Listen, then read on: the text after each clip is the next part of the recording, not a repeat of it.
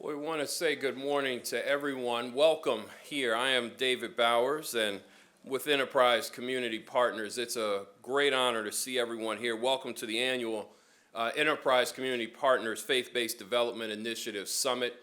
It's a blessing to see all of you here, so we want to welcome you. Let me start off with some thanks that are very important, but want to start with these. First, I want to thank our summit sponsor, Walden Studio Architects. Really want to thank them for their support of our summit this year. Appreciate their support. They have experience working with houses of worship, so if you need an architect, certainly encourage you there. Is anyone from Walden here in the room so far? Thank you all so much. We appreciate it. So if you need a good architect, check with Walden. So thank you all, appreciate it. Also want to say a word of thanks to organizations that have been supportive of the Faith-Based Development Initiative, the FBDI, over the years, and that includes the Cafritz Foundation, the Meyer Foundation, J.P. Morgan Chase Foundation, Wells Fargo, BB&T, Citibank, and Capital One. And I do want to, we thank all of them, and I want to give a special shout out because the Cafritz Foundation has been with us for many years. And many of you all who are in the room have benefited from dollars that they have allowed us to pass through as market study and feasibility grant support. So the $10,000 grants that we give to help defray the cost of market studies and feasibility analysis have really been supported in large part by the Cafritz Foundation. And also want to say a special word of thanks to the folks from Capital One who have been with us for many years, not only financially, but in a lot of training sessions with us, so I want a special thanks to them. So I also want to say a word of thanks to our co-hosts this year. We are honored to be working with HAN, the Housing Association of Nonprofit Developers. They are in the house. We at Enterprise are a proud member of this leading regional organization that is working on convening, educating, and activating those of us that are in the community development industry. And we are glad to see that there are other HAN members in the room this morning. So I want to say a special word of thanks to Heather Raspberry, the executive director there, and her team for all the work that they have done to help us make this a reality. And then a word of thanks to our host here, the Washington National Cathedral. It's an honor to be in this sacred space that has been the site of solemn prayers, provocative sermons, and gatherings designed to further justice in our world. And it's a special privilege for me on a personal level to be with the Canon missioner, Reverend Dr. Leonard Hamlin Sr. Dr. Hamlin and I were actually schoolmates at the Howard University School of Divinity when I believe he was working on his doctorate and I was working on my master's. And several years ago, he was the pastor of Macedonia Baptist Church in Virginia, who actually was one of the churches that worked with the FBDI and was able to bring new housing and some mixed-use space online. So Dr. Hamlin, from the heart, it's a real honor always to be working with you to see how we've been able to mobilize your platform here at the Cathedral. So I want to thank you for all your work in making this happen. So kind of the nature of the occasion, the gathering. Enterprise, we are in the business of trying to enhance life outcomes for people by expanding the supply of healthy and affordable housing connected to good education, good health, transit, and economic opportunities. Over our lifetime as a company, we've invested over $35 billion, supported nearly 600,000 units directly, and also have done massive work at the policy realm. But there's so much more to do. And so we started the FBDI 13 years ago here in the Mid-Atlantic region with the goal of getting more units of housing online, as well as community-serving facilities that serve low and moderate income communities. And our approach has been to work with houses of worship who own land that's undeveloped or underdeveloped. We provide a range of technical and financial assistance that helps houses of worship make an informed go or no-go decision. And if a go decision is made, we then help connect those houses of worship with a range of providers, developers, consultants, real estate lawyers, architects, and others that can partner with a house of worship and help them navigate the waters to move from an idea, a dream, to an actual reality. We've helped support the development of over 1,300 units of affordable housing in this region, and some of that has been mixed use, and also one community facility that includes a health clinic and a banquet hall over on Rhode Island Avenue Northeast with Israel Baptist Church. So we are here today at our annual summit to explore how can houses of worship stay relevant in changing communities where we are seeing in some cases an increasing suburbanization of poverty and in some cases urban displacement. What role specifically can development of housing or facilities play in the response of houses of worship to these changing dynamics? Now, recently, some of you all may know that the Metropolitan Washington Council of Governments announced the need for the region to produce 75,000 new units of housing over current projected levels. Of this, roughly 56,000 of those units are said to need to be affordable to low and moderate income households. So we are excited at Enterprise to announce today that we have a new goal for the FBDI. Over the next decade, when those 56,000 additional units are supposed to be produced, we are going to work with the faith community and other stakeholders to try to get at least 10% of that total built on land that is owned by houses of worship by 2030. Now, in some ways, that's a bold goal, but let me be honest. We believe that ought to be a baseline, not a ceiling. We hope and pray that there are many more units that are built on land that are owned by houses of worship. So we're going to work through the FBDI to increase our reach, to go wider and to go deeper. We will continue to work with state and local governments to support these efforts with dollars and policies that will hopefully enhance the ability to bring those units online in those partnerships. We will continue to work with banks and developers, lawyers, consultants, architects, and other development professionals like you all who are in the room to increase the thoughtful examination of the possibilities and work to bring affordable units online to help families across our region. And of course, foundationally, we will work with houses of worship. That is what we do. So whether you're a church, a mosque, a synagogue, we have been there. Saturday mornings, Thursday nights, fellowship halls at 9:30 at night. We've been there over the last 13 years, and we will continue to be there to try to work with anybody who's trying to figure this out. So to our friends in the faith community, I always say that when I went through seminary, they taught us New Testament and Old Testament, and I can have conversations around systematic theology and world religions. Took a class on how to counsel people who are dying. But the thing they didn't teach us at seminary was how to run a pro forma, how to negotiate a real estate development deal.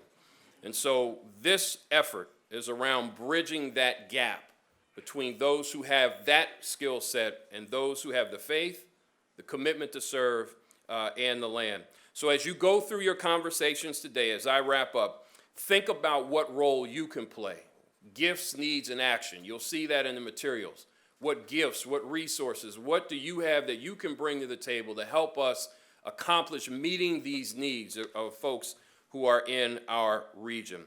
We believe that we can not only meet the goal, but we will exceed the goal if we work together in a very intentional way. So with that, it is my pleasure now to be able to bring up our first speaker. Peter Tatian is a senior fellow at the Urban Institute, and he's going to speak to us a little bit about the data. Let's quantify what that need really looks like. So if you will, let's please give Peter a big round of applause.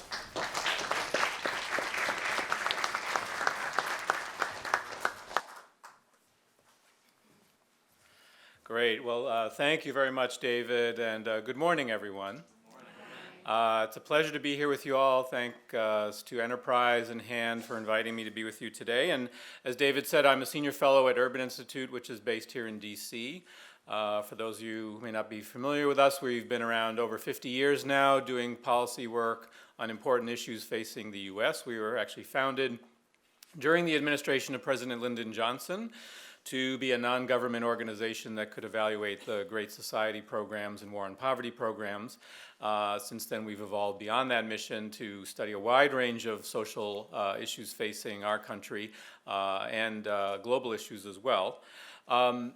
Another role I play at Urban is I am research director for Urban Greater DC, which is Urban's initiative focused on DC and the Washington area. And so I'm going to talk about some of the work we've done recently on housing based on a report that is available on our website, greaterdc.urban.org. So I invite you all to check out more of our work there. So I'm going to be discussing some of the findings from a report we recently did on a housing framework for the Washington region. And this work was supported by grants from the Greater Washington Partnership and JP Morgan Chase. And it was meant to be a response to the challenges that the region is currently facing around affordability by providing a framework of facts and evidence that could be used to inform conversations about how to respond to those challenges. And so we, in the report, we describe the current state of housing needs in our region. It's something that we've done often in the past that other people have done. But we also then look at what the future might hold in terms of where the projections are in terms of future growth, what that suggests in terms of what we need for more housing in our region. And then we also didn't want to just describe the challenge, we wanted to talk about what solutions we could apply. So the report also talks about different policy tools and options that could be applied to address those challenges. So I'll talk about all of that somewhat today. In doing this work, we consulted with the Metropolitan Washington Council of Governments, and actually these information is being used to inform conversations among local leaders. So what David actually just mentioned about the COG Board's commitment for more affordable housing, so our work is helping form some of those discussions.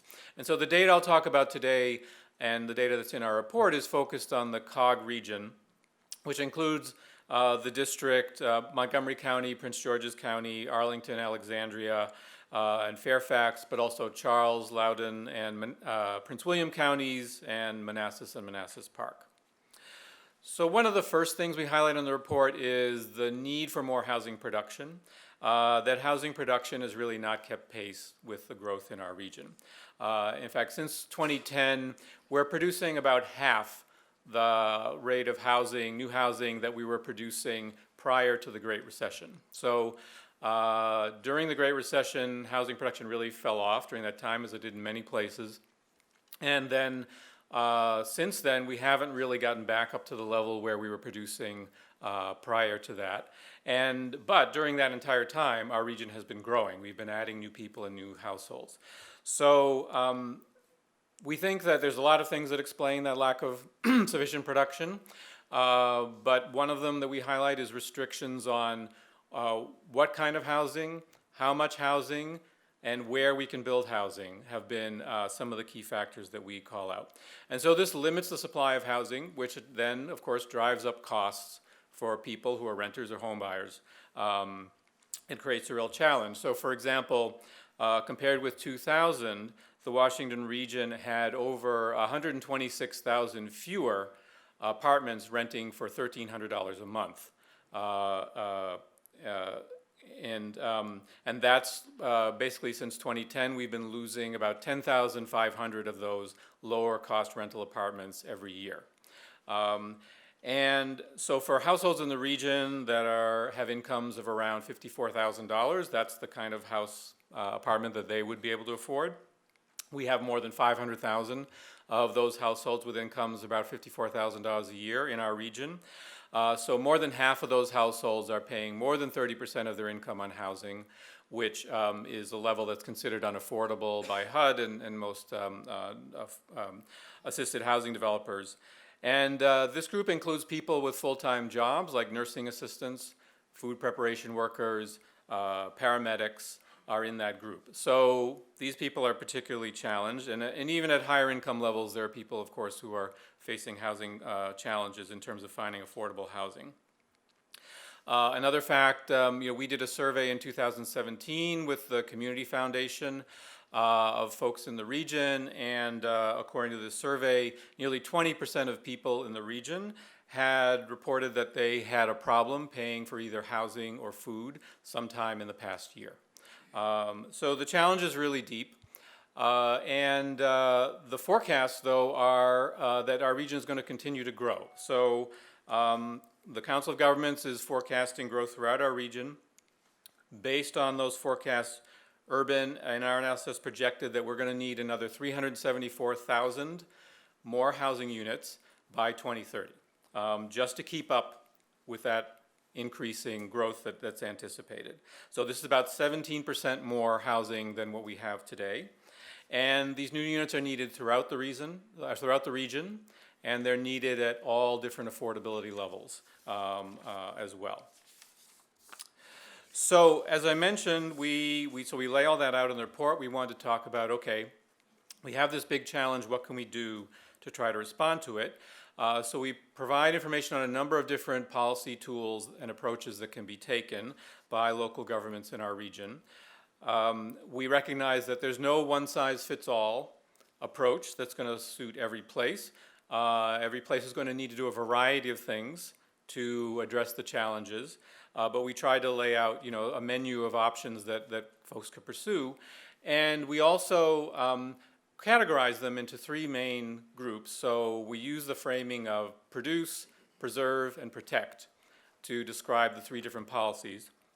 So producing more housing, again, at all different levels of affordability, preserving existing affordable housing, and then also protecting people who might be at risk of displacement.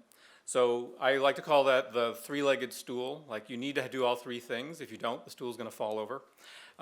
So we need to focus on all three of those areas. So what can the faith-based community do to support work on addressing these challenges? So this is not something we discussed directly in our report, but since I was invited here today, I did some thinking about it. So one is, as David mentioned, the Faith-Based Initiative has set forth a goal of producing more housing on land owned by faith-based institutions.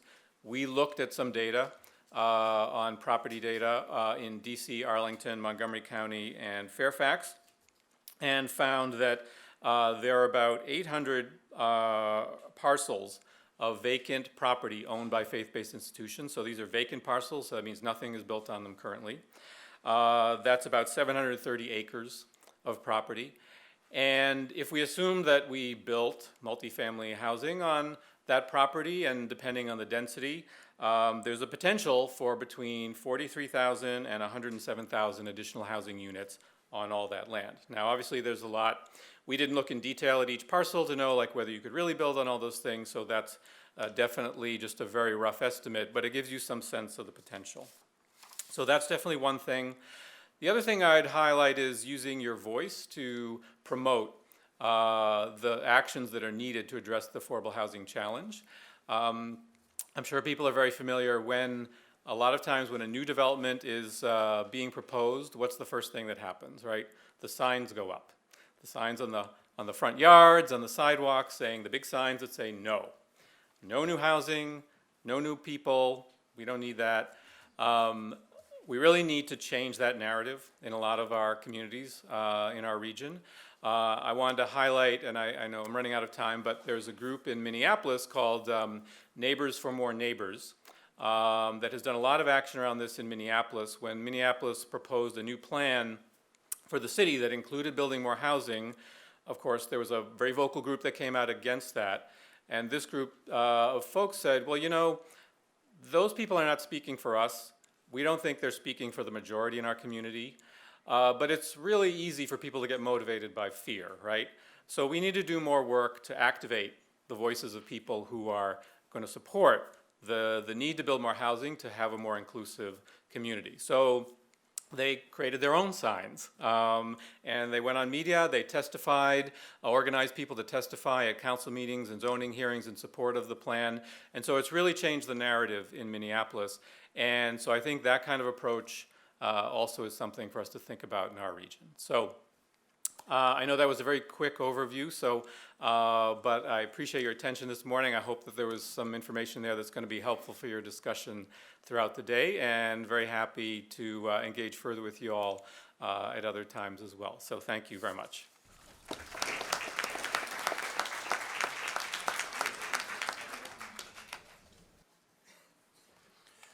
Many thanks, Peter. Appreciate it. And one of my professors in seminary once said, you got to preach with a Bible in one hand and the newspaper in the other.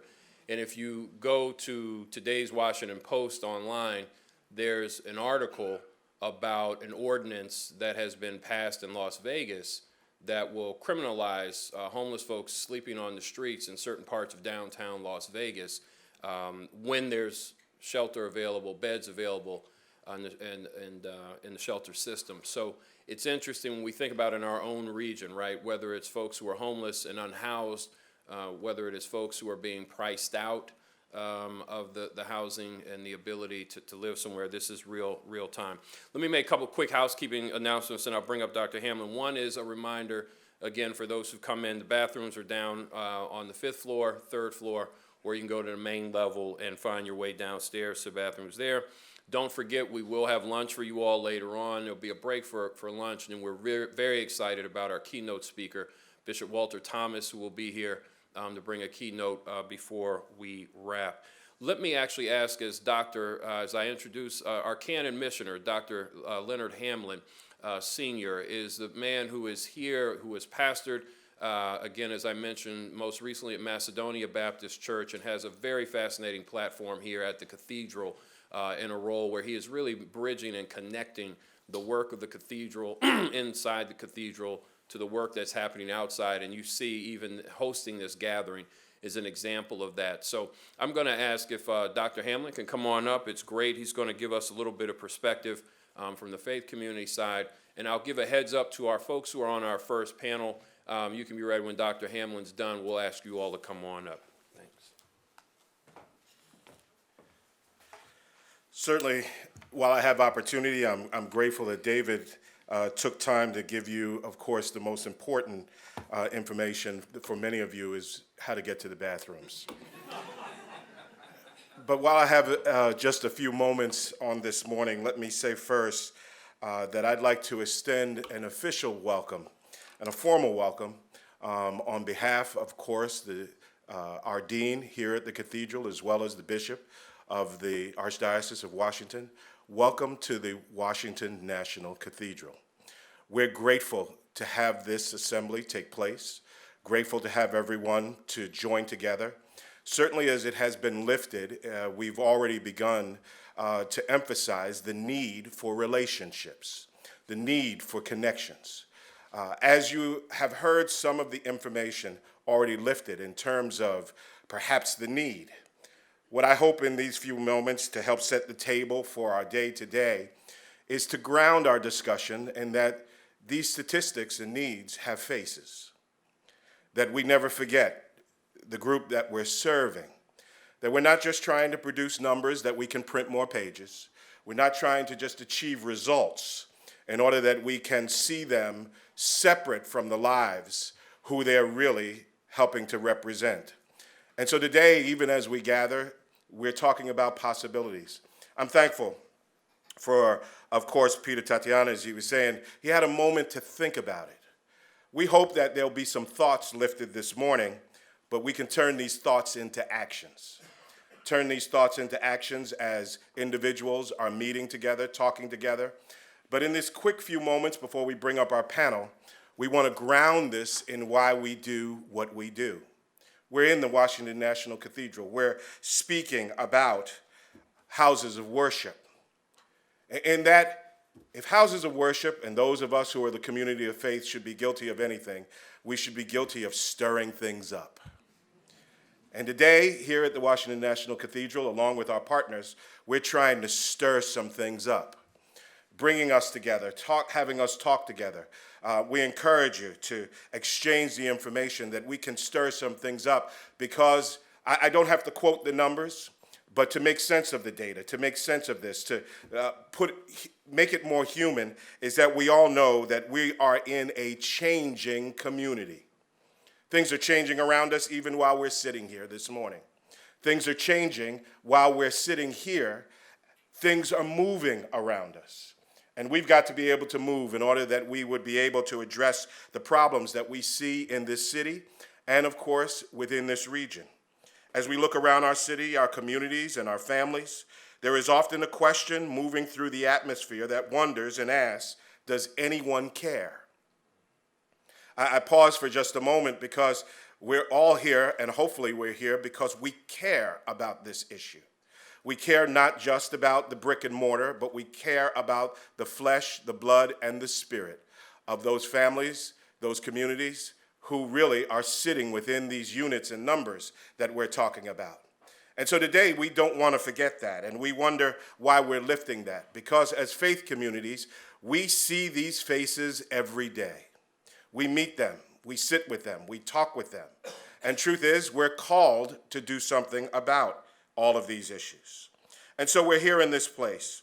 We're here as faith leaders representing faith communities that are comprised of faithful servants. We've shown up because not only do we care, but we recognize today that we're seeking ways to respond to the unique call that is present within faith.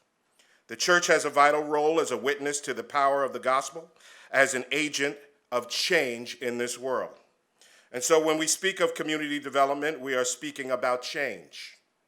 It has been noted that community development is a movement designed to promote better living for the whole community, with active participation, and if possible, on the initiative of the community itself. And so this morning, I hope that the Washington National Cathedral, as well as our faith representatives that are here, we recognize as really a partnership. We're trying to take the initiative, not to be behind the problem, and we know in some ways we already are. The data has shown, you've heard the numbers already, but we want to get out ahead in some manners. We want to be the ones who are moving and shaking and stirring things up. On this day, empowered through our faith, inspired by the mission, and as an act of justice, the faith community is seeking to take the initiative, and for many, actively participating in order that we might transform the spiritual, the economic, the social, and the cultural conditions of individuals, families, neighborhoods, and communities. We're not here this morning so we can think small. We're here so that we can envision something so large that we need each other and we need all of the resources in order to accomplish it. We're here this morning not to reach for what is reachable, but to stand with each other, to lift each other, that we might be able to achieve what some would call impossible. But because we've come together, now they're talking about what is possible. The church is noted as the community of God's people, called out of the world to remain in the world while serving God in the world. Houses of worship are called to address human needs. These needs are both physical as well as spiritual. There are numerous persons who we meet every day who are in need, who are lacking food, who are lacking shelter, who are lacking water, who are lacking access to health care. I believe when we talk about transforming communities and building facilities, that it helps us to address all of these needs. Today, we have provided time and space for our participants to connect and to connect the dots between existing resources within the faith-based community and the private and public sectors, while at the same time recognizing that the church, houses of worship, we have the power to be the real catalysts for transformational development. We have been called to go to work in a society where 41 million Americans live below the federal poverty line. Nearly 140 million are either poor or low income. Housing, higher education, and healthcare costs have increased significantly while we've been watching over the past few years. We are called to examine the relationship between our vision, our values, and our practices. And today we're looking forward to examining all of those, that we've brought some vision prayerfully into this room of what can be. When we look at this, the church is to carry a vision that champions development. And so here at the Washington National Cathedral, there's some things that we're trying to champion right now with our partners who are here.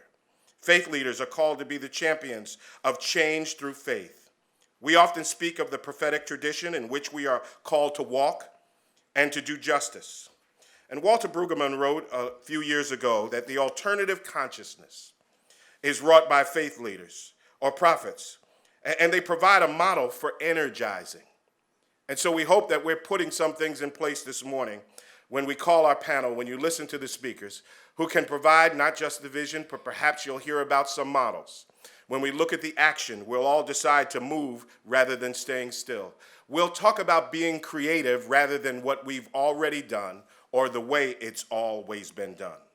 The faith leaders are need today and should create the sense of new realities that can be trusted and relied upon just when the old realities have left us hopeless.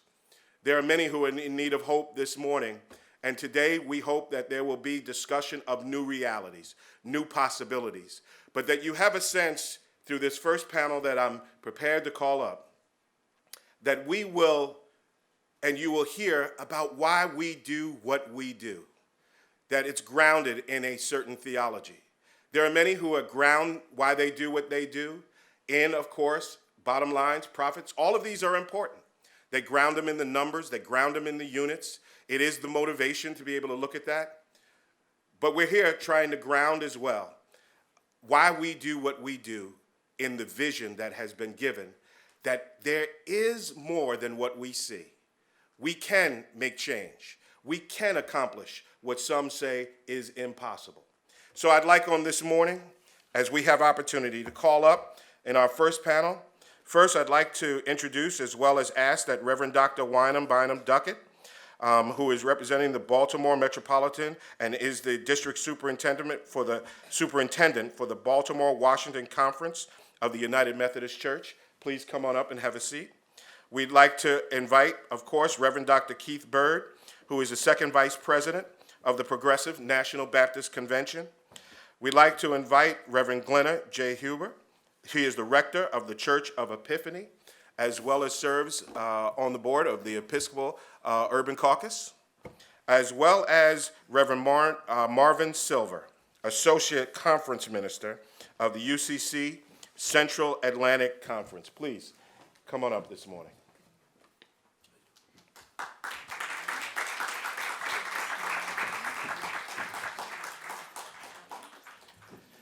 Let me say we're grateful this morning for this wonderful panel, thankful for their being present, saying yes to being present, and grateful to be able to put this group together to talk about some things, to help us ground this discussion for the day.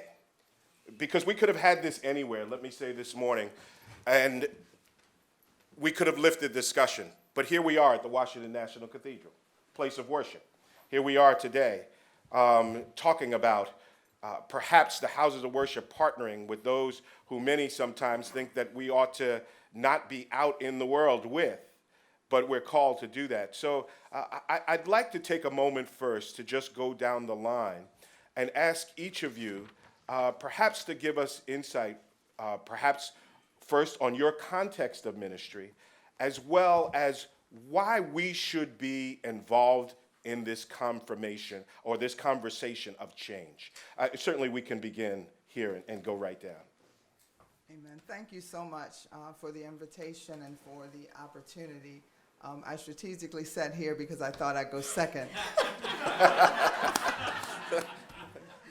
Full confession in this holy place. But about context for ministry, my context is Baltimore City. I serve in a conference of 8 districts. Baltimore Metropolitan District is one of those 8 districts. I'm a native Baltimorean, so I bring that personal context as well. Our context for ministry is probably known nationally for the worst that it has to offer, but it's also, in Baltimore City, a very rich context. I often refer to Baltimore as a tale of 2 cities. Growing up in Baltimore, literally in the Park Heights community, I could walk from poverty to privilege. Even as a little girl, I saw it and I didn't quite understand. How was it that policing was so very different just blocks away from where my school and my home were? Why housing disparity was so stark that boarded up houses were on one side of the tracks, literally, and across the way there might even be mansions a stone's throw away.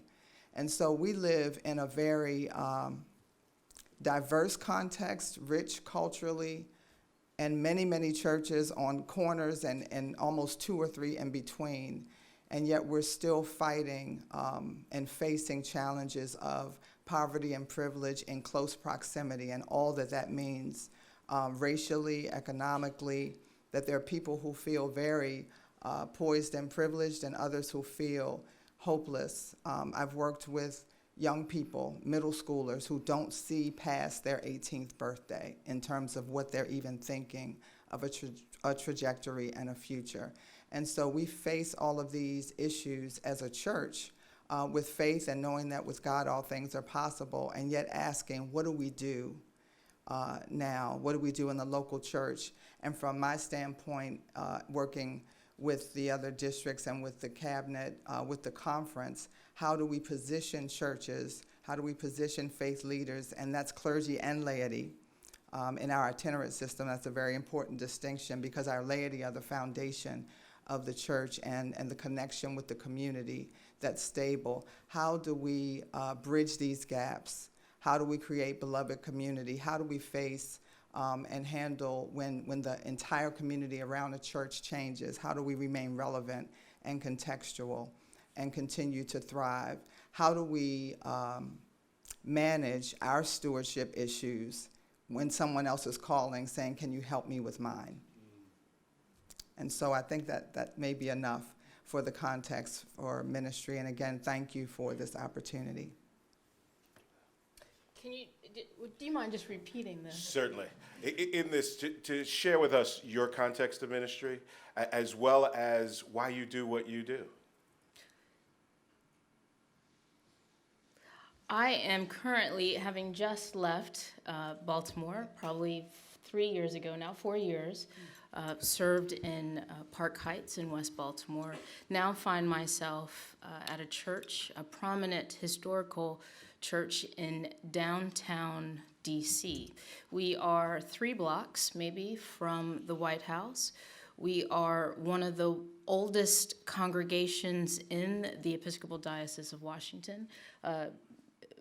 We have been, I believe, groundbreaking since the 1800s in terms of how we understand our role in the world. Now, given where we are, downtown sees a number of tourists. Right around the corner, we are sandwiched in between 2 other Episcopal churches, both St. John's Lafayette Square, which you might recognize as the President's Church. Our church is not that one. Our congregation is predominantly unhoused, predominantly living on the margins, predominantly African American male.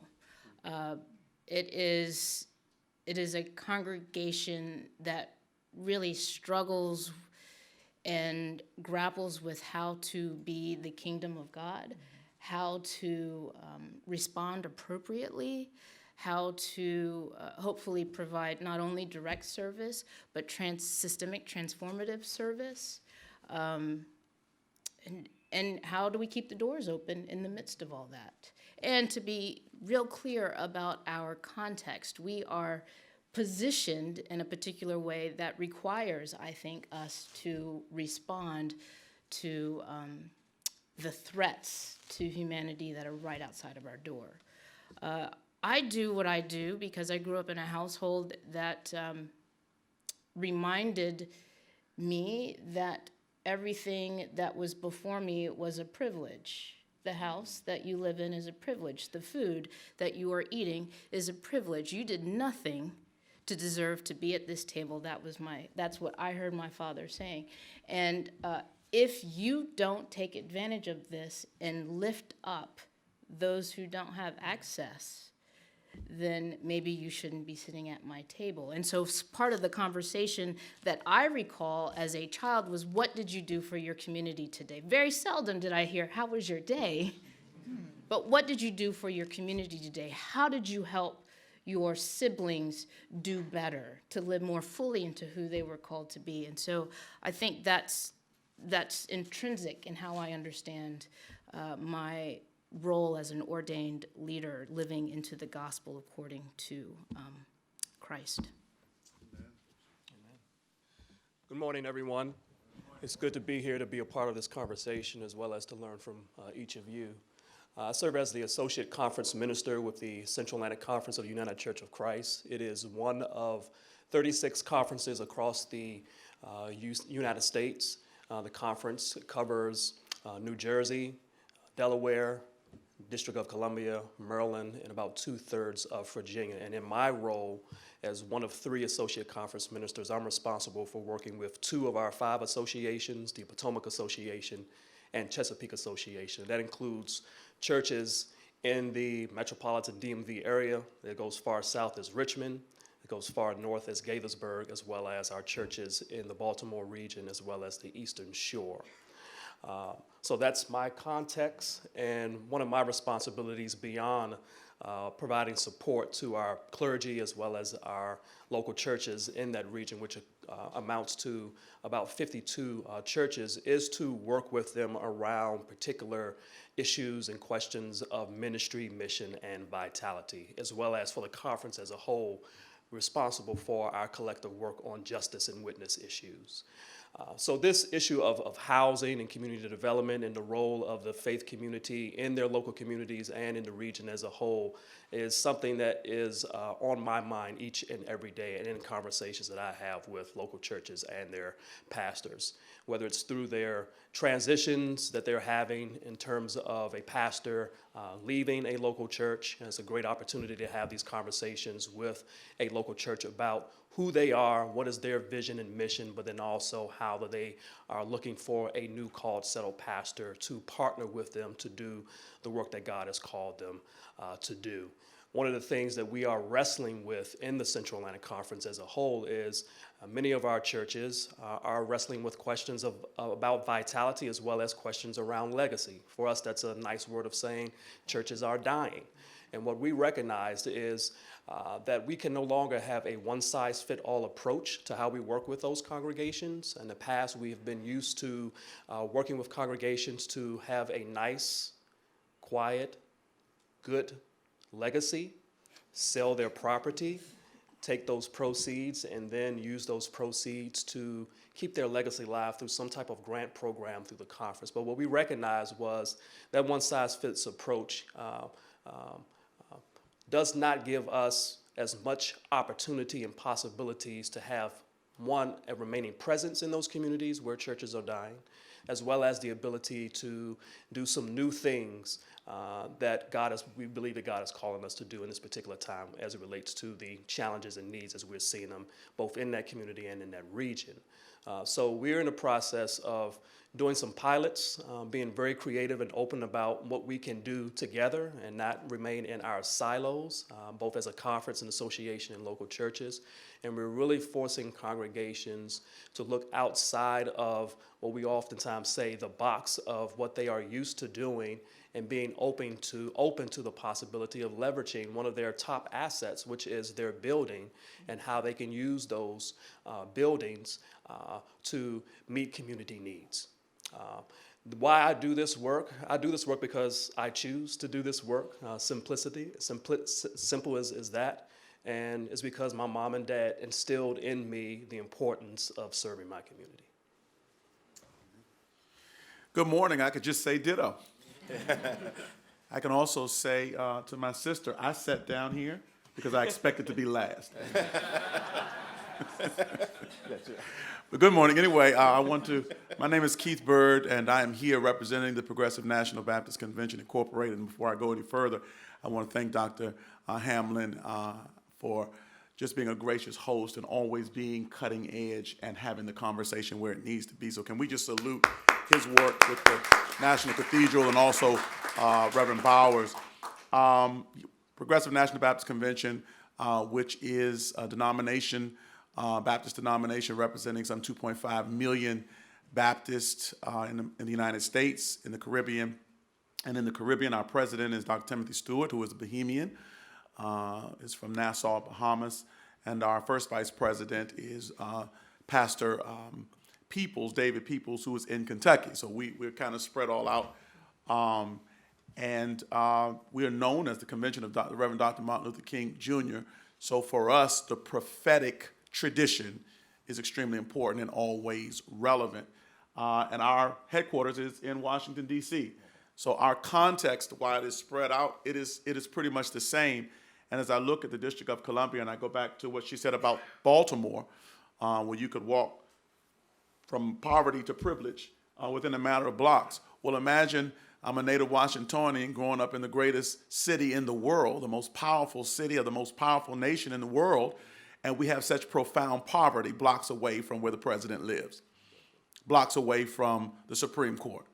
I grew up on Capitol Hill, 1123 Independence Avenue Southeast, and so I can tell you in my neighborhood, Kentucky Avenue, Potomac Gardens, all those areas are literally stone throws away from the Library of Congress and all of these great places, and yet you have children who cannot eat unless they go to school where they have voucher programs for food. This is the context of our ministry. And we can talk about a lot of things, but if you just look at the nation's capital, I know the president made some disparaging remarks about Baltimore. I don't know how often he's visited Baltimore, but if he would roll down his windows when he leaves the White House compound, much of what he sees in Baltimore, he would see a block away from where he lives and works. And so we do this work because we think that the prophetic tradition is still relevant and important. And I do this work because I live by one rule: to whom much is given, much is required. And I have been fortunate enough to be raised by a single mother. Was a grandmother who's part of my tradition, a grandmother who came here from rural North Carolina, sent herself to college to become a school teacher.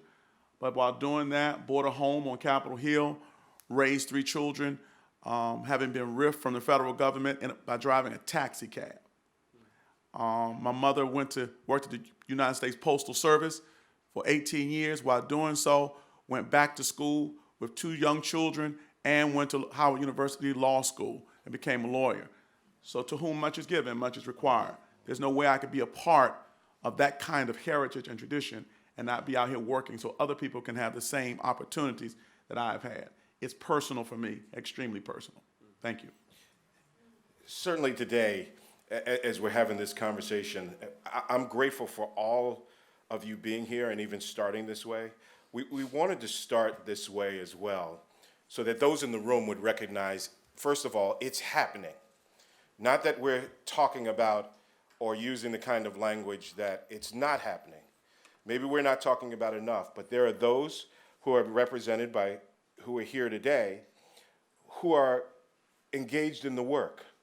So let me just ask as well, is development, as you have conversations with those within your denominations and within your circles of influence, has development been part of the conversation and or change in some way? And if it is or has not been, should it be, and why?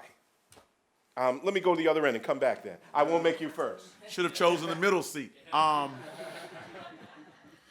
Yeah, glad to respond to that. There's something about being on the ends, I right? try to tell you. Yes, development has been a part of the conversation, and development should be a part of the conversation, because for us, and I think for all of us, housing is a social justice issue. Yes. And let's not ignore that. The displacements that are happening in many of our urban areas, it's a matter of social justice. And so when we start talking about development, we're talking about empowering people in the community, in most cases, to stay where they grew up. And in some instances, they don't have the resources nor just the simple knowledge to know how to maintain what they have.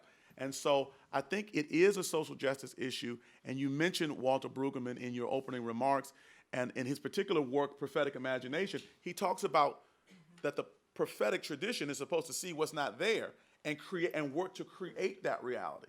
And so from a very prophetic standpoint, if we're serious about the issues of social justice, then we have to have housing as a component. Now, you can't have housing as a component if people don't have employment. Mm-hmm. If people don't have employment, they can't afford the housing. So all of these things connect. If people don't have health care, then they're not healthy enough to find a job, to keep a job, so they can maintain their housing. All of these things are connected, and we must begin to see all of these things as social justice issues. They are justice issues.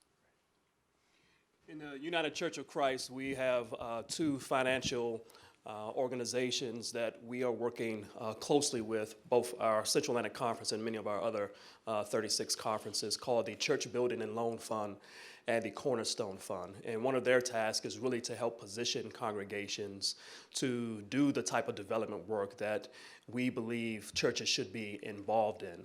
One of the challenges that we are facing, of course, is local churches who are struggling with their own sort of internal challenges and needs and desires to want to be who they always have been as generational shifts happen across their communities as well as inside of their local church, trying to figure out how can they get involved in this and again leverage this moment to reinvent themselves, transform who they are and what they're doing, and still maintain a sense of relevancy as they do the gospel ministry and mission. Where there's opportunity for us to, what I would say, be a little bit more bolder and strategic is to actually have some national goals around what we want to do as a denomination in particular areas of the country as a whole. Those conversations, I don't believe are happening. They probably are happening, and I'm just not a part of those. But one of the things that we have forced these two entities, the Church Building and Loan Fund and Cornerstone Fund, to do as it pertains to the Central Atlantic Conference is not to come in and work with individual churches in isolation, but to work with them in community.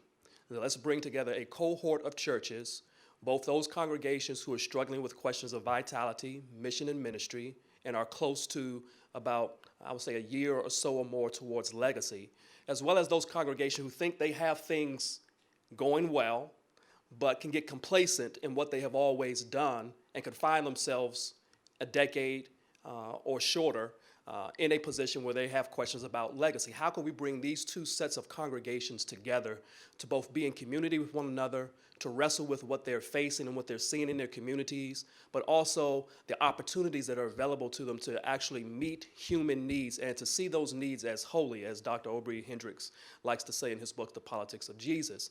How do we make those needs priority above your own survival? So we have created this pilot project in collaboration with the Church Building and Loan Fund and Cornerstone Fund called the Nehemiah Project to bring these churches together to wrestle with what they are struggling with internally as an organization and how to transform themselves to really meet the needs in their community. And it starts again with how do they leverage one of their greatest assets, which is their building, their land, and develop it for community purposes. So we're working with 6 congregations right now in the D.C., Maryland, Virginia area. One of our congregations is just around the corner here, Cleveland Park Congregational Church. And we are going through in the process of assessing their building, their whole institute, their whole organizational structure, who they are, who they think they are, and then coming together to have conversations about how can these congregations work not just in isolation for their own survival, but how can they work together to do some things that they may not be able to do by themselves. And I always like to say, make the whole greater than the sum of the parts. The Episcopal Church nationally, as it regards development and housing, from my perspective, has probably been reactionary and not on the front lines of the conversation, responding directly to where, as we're all looking at vitality, as we're all looking at dwindling financial resources, how do we stay viable? Some Episcopal churches are, I'll say, navel-gazing, and some are being imaginative in how we grow, and some are even willing to lay aside the building to really do the ministry. And so there are pockets then where the Episcopal Church is on the cutting edge, and that's because the community was changing so fast that if the church wanted to stay open, they needed to keep up. And so you look at places in Chicago, Detroit, and even in some rural Washington, there are areas where the Episcopal Church is leading the conversation around housing, affordable housing, building housing. Here in the district, there are some Episcopal churches who are beginning conversation as we look at rapidly gentrifying neighborhoods, pushing out, and I define gentrification as displacement. So gentrification in and of itself is not bad or good. If people are displaced, then the church needs to be paying attention. And if the church, specifically our historically black churches, I'm not a DC, I didn't grow up here, but there's a book, What Happened to Chocolate City. These historically black Episcopal churches are watching their neighborhoods change and desperately want to maintain their churches. And so if they want to survive, they need to be paying attention to what's happening in their neighborhood. And so being part of the development conversation, being part of the zoning conversations, being active outside of the church walls is imperative to their survival. And not just survival of the church, but heritage and roots in those neighborhoods. And so for some Episcopal churches, being part of the conversation is not optional. And then, as I was saying, in the district, there are some Episcopal churches who are looking at how we're using our land. And as the zoning has shifted in the district, we can put accessory dwelling units on land. Can we build tiny houses? Where can we build tiny houses? How can we pool our resources in order to facilitate a community? Because you don't want to just put somebody somewhere or build something somewhere devoid of community relationship. And so because you need a wraparound services, if you house someone, you can't just say that's it. And we're in conversations about that. So in the Baltimore Metropolitan District, we are operating just under one word. That word is resurrection. And we celebrate Easter, but we know that resurrection requires death. And so we're facing this issue of legacy and decline from the standpoint of John 10 to 18, which talks about the intentionality of death so that there is something more, that there is abundant life. So in some cases, perhaps a building may have to be surrendered so that there can be abundant life for a community. And so we've seen some of that taking place. It is new territory when you talk about change. It's kind of scary, but we understand that what happened at Calvary was scary so that we might have abundant life even now. And so we are working with churches to try to face what it is that their future may be, to help equip them when there is potential for fruitfulness, and work with the community. But we do understand that we have too many buildings and perhaps not enough ministry. And how can we leverage the fact that we have strategic real estate so that the communities can be blessed by that? I'm thankful for the work of Reverend Bowers and Enterprise, because we've been able to equip some churches through the faith-based development program so that they can have programs for things like Resurrection Sandtown, which will be a small worship space because that's what's needed now for worship, but most of the space in a brand new facility will be around education, daycare, and community services. We have one church that has offered their building. They didn't close. They saw what was coming and said, you know what, we can't manage what we have in terms of real estate. We can't be good stewards, but we can continue to be the church because we are an organism and we have relationship. And so they decided they would stay open and stay viable, but give up their building. So now they're tenants in a building that they used to own, and their ministry is soaring because they've gotten from under the weight of the whole ministry being wrapped around real estate and how to manage to keep the roof repaired. And so there are a number of those examples. One church has a doctor, a medical doctor, who's also a pastor, and half of the church's ministry, at least, is about health care. And so that whole concept of even vocationally for clergy, how can I use all of what God has gifted me with to be a blessing to the community? And so our bishop has invited us to scare her with our vision when we talk about change. It ought to make us a little bit nervous. You talked about that, Reverend Hamlin, that if we're doing what we can see and what's expected and what we've always done, we're not doing very much for God to reflect all that God is able to do. I'm reminded of a book by Gil Rendell that I'm working my way through. It's called Quietly Courageous. And he talks about this aberrant period that most of our churches are trying to get back to, when the pews were full and the church was able to exist just on its own without very much relationship with the community. There was a period when everything was just different then. Everybody was trying to figure out which church to go to, not whether to go on a Sunday. And so this whole idea of trying to keep the building open or go back to the time and convince everybody that they ought to be here with us, we need to shift our mindset to a more outward mindset that says, how can we be in the world, in community, and in relationship? The church used to be the case that people gathered in houses for community, and now we've made the temple the community, and we've got to get our minds right around that. And the resurrection mindset, I think, is a good way to do that. What do we have to give up so that there can be abundant life for all of God's people? Once again, I want to say, can I jump in right there? Certainly. It's busting up inside. Yes. I mean, I think people think I'm crazy anyway, so my statement's not going to harm my reputation. Could it be that God is correcting his church? I think we're having a major season of correction, because exactly what you said is where I'm going. See, we look at recent history when we used to have full pews and all that, but the church's history is far beyond that. We have to go back to the New Testament model that we see in Acts. We are supposed to be connected to the community.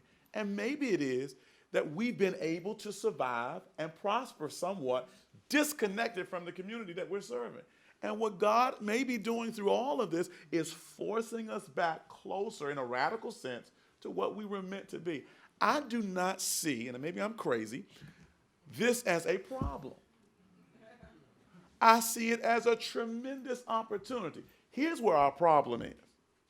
Each of us have different denominational sort of bents, and we're doing different kinds of things. It's so funny because we're sitting up here at this table and all of us are struggling with the same thing.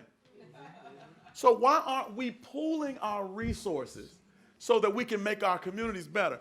That is, and I think, I'm just being honest, that we're going to keep having problems until we realize that we're more alike than we are different. There may be some different theological things. That's our how, but our why is all the same. Why can't the church is richer now than probably it has ever been. The fact that you have land to lose is a blessing. So why aren't we, I have a whole lot of ideas about this. So you asked the right person. I mean, if we pull together, we could create a fund where maybe your church or a church might want to move from an area, but this fund could hold that land in that community still as a sacred space that could be used in the community. Why are we seceding the land that has taken many of our traditional black congregations forever to get and to pay off? But we're so easily, now I know the suburbs look nice. I'm going to make somebody mad, but that's okay. I'm a preacher. That's what I'm supposed to do. But we're so anxious to get out and get the million from the developers. Well, daggone it, why can't we develop it? We can. Why can't we make the developer work for us? Because we can keep the same idea in terms of community benefit in that community. But it's like we're just, is the church money hungry? Well, you asked those questions. Let me say, this is why we're here. Yeah. We're having the conversation. What you all are exciting me about, and I just say I'm grateful again for all of you being here, is to help set the tone for the day. Absolutely. And we're already talking about what can be. And that it is already happening. How do we change our language? How do we change our focus? How do we build the relationships? How do we make the connections that are really present within this room, even right now, already? And so as we're building these relationships, talking about the change, and I'm grateful for all that you all are sharing and talking about it in the context that everyone is able to see that this is not something that is just coming up. We have all been wrestling, but perhaps in our own little silos. And so to bring it together, to create new ideas, this is what we're doing. Let me say that as we move very quickly, We've left a little bit of time for questions, but I want to ask one more. So prepare a couple of questions, if you have them, that you may want to ask the panel while we have this. We have these disciplines that are in the room today. And I have a ton of questions, but I think I need to ask this one. We've got all these disciplines that are in the room. As faith leaders, what would you say to the developers or those in the other disciplines? What should they be mindful of when working with the uniqueness of a faith community? Or what advice would you give them? Because we are unique. We are not the business on the corner. We are unique in our own way. And many are seeking to understand how to work with that. They know how to work with Kinko's or Staples or other, but how do you work with, what should you be mindful of the church? Let me start in the middle. Glenna. Yeah, we'll start in the middle this time. That's all right. It's all right because I'm ready. I have worked with developers. I'm gonna say that my lens at all times and in almost all places is race, class, and gender. When I walk into a room, you see a black female. I'm aware of this. And so very frequently, I've walked into rooms with white male developers who have a particular perception of clergy and then female clergy. And so it's just so much. I would offer that developers recognize that clergy are not naive, clergy are not stupid. We are based in faith, but I earned my right to be walking in the door and sitting at that table. So I have some sense of what I'm talking about and who I'm representing as I come to the table. And frankly, I might know more than you because I've been on the ground. I'm listening to the people who are going to be impacted by the development that you are about to bring in. And I can help pave the way if you but listen. So that would be my first thing. And to also recognize that it always seems impossible until it's done. Mandela said that, and I live by that all things are possible through Christ. And so we might be bringing a vision to the table that doesn't fit into the developer's preconceived plan.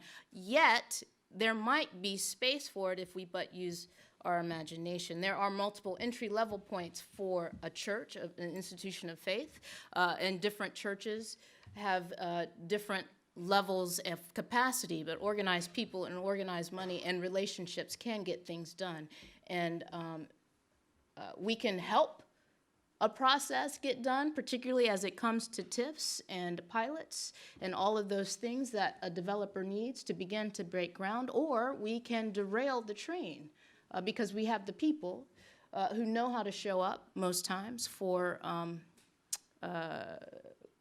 conversations on the political level because sometimes we have those relationships in the political arena. And so we are, faith institutions are aware of the multiple levels of conversation that a developer enters into, and we can be useful and helpful, and we can be a thorn in one side. To add to that, I would say that not just the clergy, but the people in the pews Yes. have deep wisdom, knowledge, and expertise that they bring to the table as well, and they're not stupid. Yes. The other thing to realize is that people who are part of a local church community have deep, deep connection and history to their building. Mm-hmm. This is where members of their family were baptized. That's right. This is where members of their family were married. This is where people have turned their lives around. This is where people receive services where they could not receive anywhere else in their local community. There's deep, deep connection and emotional ties and history to the buildings. Yeah. And there's deep, deep skepticism by people of faith in those local churches around developers coming in and destroying their history, taking their building from them. That's the reality. And that's one of the toughest hurdles for developers in working with any local church. Mm-hmm. Deep connection and history to the building, and deep skepticism about a developer destroying that history. we'll toss it up for the ends. Who's? I would add to that, and I agree with everything that's being said, because sometimes developers do come in thinking that the clergy don't know what's going on, which is a foolish thing. Don't ever do that. I think the other thing that, though we are unique as a faith community, as developers approach the clergy community, we're not that unique. We have a vision and a mission that drives our end game. It's just that our vision and mission, or our end game, is not profits, Profits, but it's a prophetic witness in the community. And just be respectful of that. Everything is not about dollars and cents. I believe you can do well while you're doing good. Everybody's going to make some money. I got that. But that is not, it should not be, and we can go on another discussion on that, the primary objective for the work of development as it regards to what we're trying to do. And so I think that's a problem. They come in thinking that we don't have a plan. We don't have a strategy. We're not looking at the entire picture. So they come in thinking that we have our clergy collars on, but we also have a holy cup in our hand waiting for a handout. And that's not true. And I wish I could speak to our churches. Just because you don't have any money in the bank doesn't mean you're a poor church. Exactly. We've got to, Lord have mercy. We have churches that are sitting on real estate that developers are salivating for, but because the church thinks it's poor, they get taken advantage of. Exactly. Quite frankly, they want what you have. You are sitting on a gold mine. So that the mindset of the clergy and the pastor has to be better. I talked to a pastor this morning on my way here. Well, our church don't have any money. I started to hang up on him, but I didn't, because I knew it was an opportunity to evangelize. Do you understand how much your property? I said, this is what I told him, and I'm going to end with this, and I'll turn back to the other end. I told him, I want you to go get your property appraised. I want you to take a picture of the bottom of the appraisal, and I want you to sit it on the corner of your desk. And every time the thought pops into you what your congregation doesn't have, I want you to take a glance at that picture. Stop. We just don't understand. Sometimes our church leadership, and we preach the gospel, but you got to remember, when you're preaching the gospel, you got to have some money to finance your ministry, so you got to have a little bit. You don't have to be Warren Buffett, but you got to have a little bit of business acumen to understand what you have so that you can leverage it. And that is important for church leadership. So it's two-sided. Last is hard. I repent of my earlier position. What do we want developers to know? On a very practical level, I think we talk about studying context when we go into a community to use the streets as our text for that context and to read that and understand people. I would say likewise to developers, understand our context. And part of that on a really practical level is understanding the polity of the church or churches or denomination you're dealing with. It is not all the same. I remember when I was appointed to my first church and I went to my first community meeting, the leader of that gathering said to me, "And how long will you be here?" Because they did not want to invest in relationship building with me as an individual when they knew that in our polity, people move. Right. And so the importance of working with laity when you have itinerant systems where our appointments are really year to year. Anything can happen, and we don't move people year to year, but it's possible. And so trying to do what Robert C. Linthicum says is to build a people of power that can stay in a community and allow them also, not only the pastor to be at the table, but to allow the laity to be at the table, and understanding the context for ministry. I echo what every one of my colleagues has said about the mutual respect. A very good friend of mine who majored in community development and is doing powerful work in Baltimore said, "You preachers," and I was, offended because, you're steeped in your discipline and I'm steeped in mine, absolutely, right? Absolutely. And the reason we partner is because we both have something to bring to the table. If we had it all, we wouldn't need each other. So we're wired for relationship and partnership, and we benefit from that. But to look at another person's discipline, whether it's secular or if it's somebody that's in the clergy and in the faith vocations, that we all value what the other brings to the table. Also understanding that, as Reverend Glenna said, that we don't come, we didn't just wake up and decide that we would do this work. Many clergy, especially now, are a second career. And so we not only have our theological degrees, but we have experience in the workforce and sometimes other credentials that we bring. So assuming that we only come with the collar and with the faithful vision and no expertise. I spent 22 years in the federal government as an acquisition, program, and contracts type person.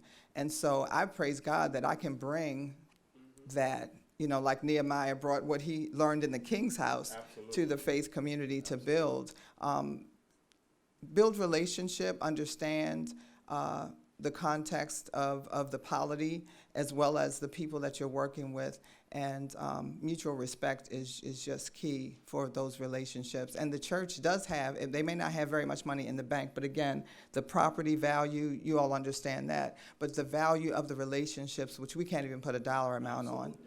Often the churches, they're the haven, the pastor is almost like the mayor of those communities. Nothing will move in some cases unless those relationships are nurtured and valued.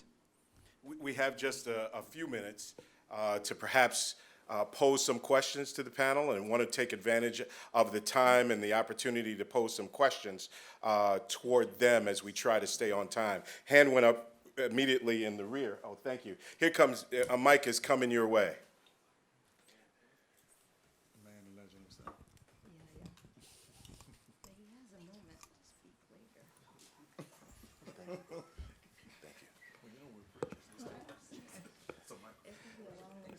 We're grateful again for this panel and what they've already brought to the table to help us get started in this morning.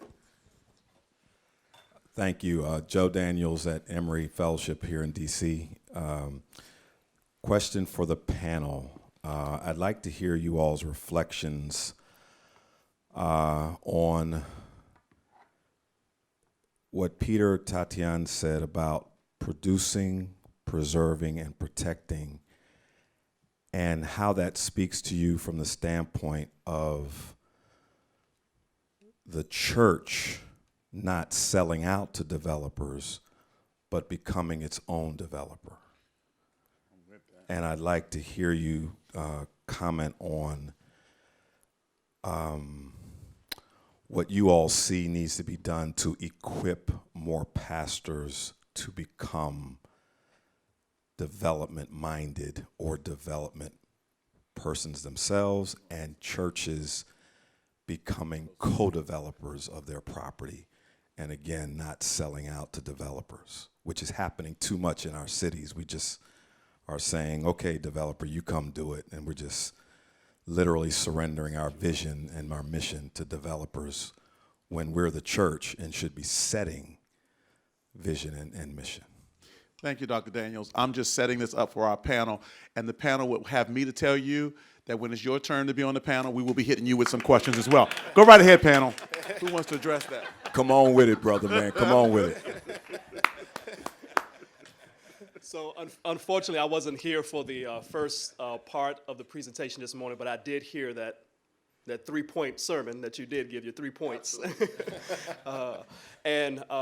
That resonated with me and stuck with me, and it's something I'm going to take with me back to our office and our ministry team to really figure out, again, how can we be more intentional rather than just being reaction, but how can we really develop strategy and an action plan around what we want to see happen in relationship to our congregations doing this work moving forward over the next 10, 20 years. One of the things that we recognize in the Central Atlantic Conference, one is, as I was doing this work, particularly with the congregations here in the Metropolitan DMV area, was that we didn't want to lose our presence in the community, so that was essential. In addition, if it did come to a point where we had to sell a piece of property, then we wanted to make sure that the church was going to benefit at a greatest level as possible. In addition to, we wanted to make sure that we were still in a deep relationship with the community, even though our building was no longer in our primary hands. So that's one particular piece. And one of the things that we recognize needs to happen is more leadership development across the Central Atlantic Conference, and particularly with our pastors. One of the things that we are looking to start out with is questions around generosity. How do we work with pastors who have some who have this fear of talking about money, dealing with money? How do we help them really recognize that the role that they play in their local church is to really sort of be what I would say a generator of generosity, giving beyond just what happens on Sunday morning, and how that looks in terms of people's ability to give in unique and different ways beyond just writing a check, which many of our leaders in our congregations can do at a drop of a dime. But what can they bring to the table in terms of their expertise that they bring from the secular world that they spend most of their time in their careers working on? And then finally, yes, around community economic development, how can we develop some real training modules, opportunities to do that work? And I wanted to respond to another piece that was mentioned earlier. There is some activity happening across denominations around community economic development, so we don't want to give the perception that there's nothing happening. The Church Building and Loan Fund, although it's part of the United Church of Christ, is one of the oldest church funds in the country, and it works across denominational lines. So it works with the Episcopal Church, Presbyterian churches, our partners in the Christian Church Disciples of Christ, and other faith traditions. In addition, there's the Hope Partnership that grew out of the Christian Church Disciples of Christ, and they work with a number of ecumenical partners around working with churches on these questions of development. I would just say this notion of, going right back to what my colleague says, of education and awareness, Dr. Daniel, understanding what you have and what you can do. I think there's a panic that happens when you start seeing your roles decline and your money decline. When you start getting to a point where you can't make ends meet. I want us to be honest, and the developer, I mean, the elephant in this room is simply this, and I think you already know this. There is an overlay of the District of Columbia that does not include for the future many of our houses of worship. It's almost as if, now I'm going to get in trouble, they're waiting for us to die in many instances. And so the reality of the matter is the developer is waiting there. And when they see that you're ready, they come in and it looks as an easy fix. Yes. Here, we take care of it, get your property. I'm getting in trouble. We even will name the development after the leading pastor. So what we have to do is say, that is an option. And I'm not knocking anybody who takes that option. Right. But there are other options. Why can't you have your own community development corporation? Why can't you become a minority developer on your own property and do good in the community and make money for the ministry of the church?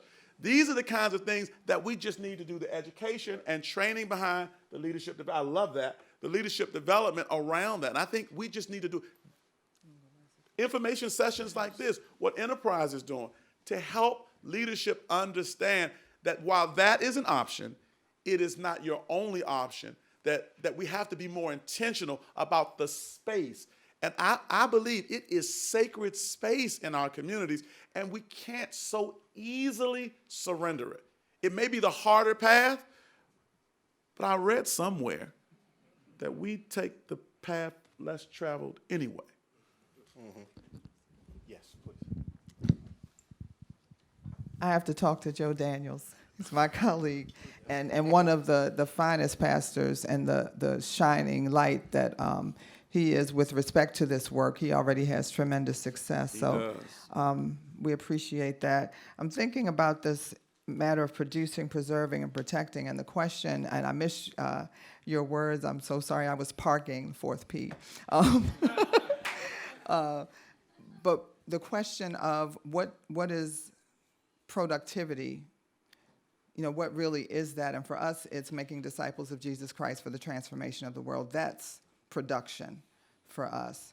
And So the mindset around productivity, does that mean that the books are balanced and there's plenty of money in the bank? Sometimes that's productivity. Sometimes that's evidence.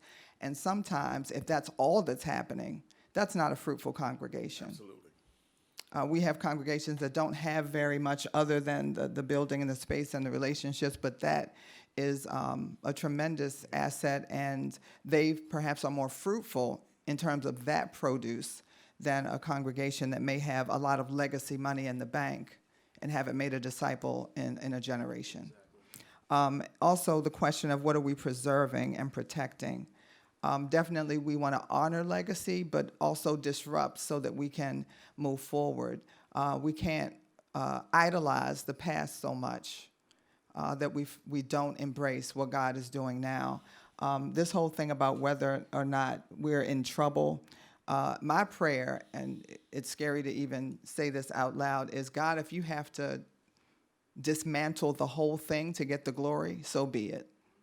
Because we have made idols out of our buildings and our property. Not that we just want to give it all away, but we are strategically placed to do ministry, not just to be a physical presence of brick and mortar. So the challenge, and part of my work is to challenge congregations to think toward the future. What do you want for the children and grandchildren of the congregation and those who are surrounding this congregation? What do you see, or what do you think God would desire? And how do we make disciples of Jesus Christ? Not how do we protect what is, but how do we move into a future with hope? And a theology around abundance and that fear, especially in the African-American community, to talk about money, we need to dismantle that. Yeah. Because you can have abundance. You know, God calls us to have abundant life, and that's, you know, also financially and in terms of what we own. You know, Jeremiah said, build houses and live in them. Like we want communities to flourish. God wants that for us. And what does that look like? And often people have been so used to not having enough, or thinking that they don't have enough. So part of our job, I believe, as clergy people, is to come alongside with that vision and that inspiration and that encouragement that people are able to do more for the kingdom than they may even think or imagine. It looks like we may not have as much time. One more. I'm Jean Falvey with Rainmakers LLC. I just wanted to give a shout out to HAND, the Housing Association Nonprofit Developers. I'm not on the board or anything like that, but I'm sure that Heather Raspberry would be happy to introduce you to the sorts of developers who are going to be respectful, collaborative, creative. Some of them are in the room with you today. They have worked in situations like what you're describing. They have preserved worship space and then use the unused density towards community space, affordable housing, and other sorts of things. So I encourage you to connect with them. Let me say, because of timing, we want to stay as close as possible to the time.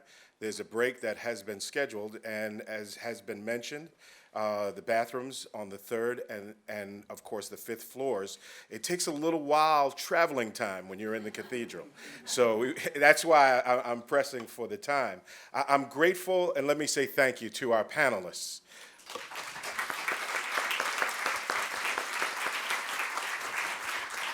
For helping to move us into the conversation, for helping to perhaps set the tone for the rest of this day and the afternoon. I was reminded on yesterday, even as we talk about not having enough time, that we recognize that we've had a moment. Wow. And in this moment, however, I remind you, a moment can be viewed either or sometimes as a tomb or a womb. Both contain bodies. One is not going anywhere.